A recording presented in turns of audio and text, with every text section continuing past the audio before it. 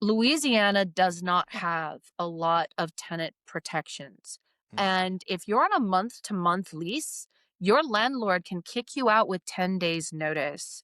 I knew so many people who moved back to New Orleans after Hurricane Katrina. They settled in apartments in the French Quarter, in the Bywater, in the Marigny, in the Treme, in working class neighborhoods where service industry from the French Quarter often resided, and that way you don't have to have a car, you don't have to pay Yeah. for parking, you don't have to add to that congestion. And could you pack up years of living in a place in 10 days because your landlord has suddenly decided that he's going to make more money off of your home? I knew dozens of people who were displaced. And the apartment that I lived in before Airbnb took off was, I was there from 2009 to 2012, 2013, just before I became a tour guide. And my husband and I moved into a place in Metairie for a while.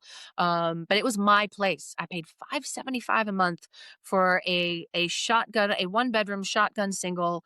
And I had washer dryer, a clawfoot bathtub, a farmhouse sink, high ceilings, and one gas heater and like one AC unit, and it was hot in the summer and cold in the winter, but I paid $575 a month for it. I could support myself working a robust full-time job at a liquor store and still have time and money to be a creative and to be weird and to go off and do things. Yeah. And that is becoming increasingly hard in New Orleans. Now, that apartment that I used to rent is like $1,800 a month now. Yeah. Yeah.